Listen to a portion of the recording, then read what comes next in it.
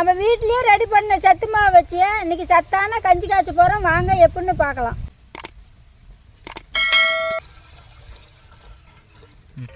சத்து மாவு கொட்டி கரைச்சிக்கலாம்.